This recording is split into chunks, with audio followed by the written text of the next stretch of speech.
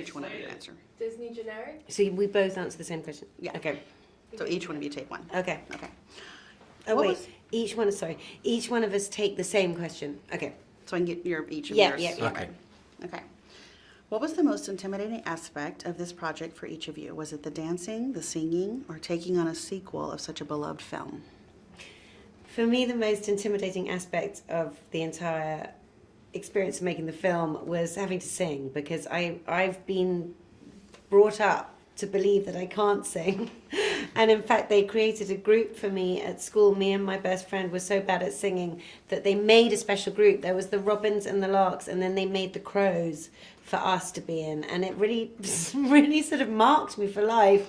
And I didn't think I could sing at all. And then I got this job, and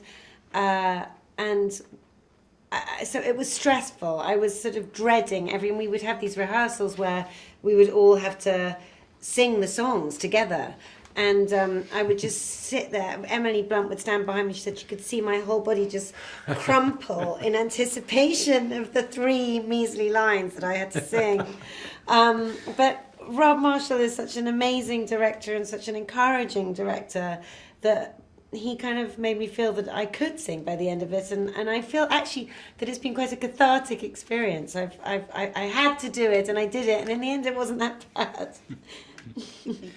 I think the most intimidating thing for me was because I loved the first film so much as a child.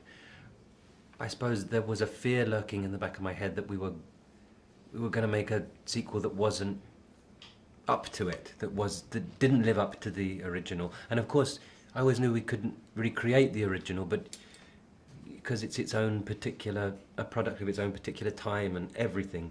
But so I was fearful because I loved that film so much, and I didn't want to be involved in something that would ruin my memory. But I feel so lucky now that we've finished and we can see it, and that we've made something I feel proud of, and I think a lot of that is down to Rob Marshall, who is just a wonderful man and artist. So yeah, can't wait for people to see it. Lou kind of touched on this. What were your thoughts when you saw the finished project? I thought it was, when I finally saw the film, I thought it's a sort of hymn to life and to the power of imagination. It felt very pure and very joyous, and I thought this is something actually that people really do kind of need at this point.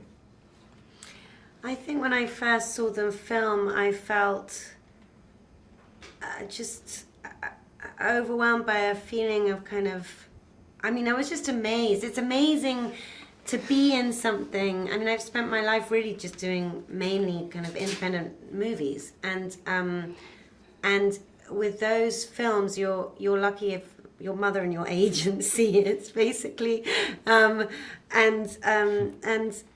to be in something this enormous that has succeeded in being this beautiful and kind of happy making. I was kind of just like, I felt so lucky and so excited and so happy to feel part of something that's going to make so many people feel a bit better about life when they come out of the cinema, and also to be in a movie that at this moment that is going to be seen in cinemas, because another quite heartbreaking thing about doing films is more and more they don't get released in cinemas, they get released on television, and here is a movie that is definitely going to be seen in cinemas the whole world over, and that kids are going to go and see on a huge screen in this huge big black auditorium and get to experience the magic of cinema, and to be part of that feels really thrilling too. Okay. What kind of message do you think this movie brings at this time? I think the message of Mary Poppins Returns is one of Actually, I'm just going to steal your answer. Go on. Because it was so good. But you put it so beautifully.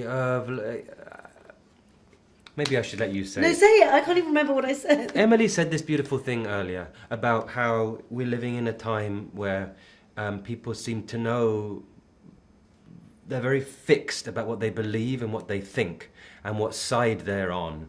And there's something about Mary Poppins that overturns or upturns or makes you re-examine what you think, what you believe, and to see an alternative, a happier alternative. And I think that is a wonderful gift. I've stolen your answer. No, I'm really sorry. no, it was quite good, but you made it sound so much better. That was awesome. Wait, what should I say? Well, what was the question again? It was, What do we? what do you think people are going to take away from the film, basically? I hope that people take away from the film a feeling that it's not only okay to access your sort of childish imagination as a grown-up, but it's actually sort of necessary, and that we should be trying to do it all the time. We should be giving ourselves license to escape into our imaginations and to kind of love it and enjoy it, and that there's a sort of a freedom and in doing that, and there's also kind of, it's like medicine for the soul, and that we should allow ourselves to have fun, and that I think it's a film. The message of the film is as much for grown-up viewers as it is for children, because really she's revisiting the grown-up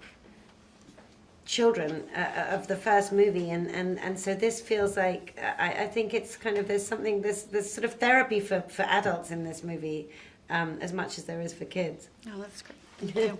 Okay, Thank you. take care.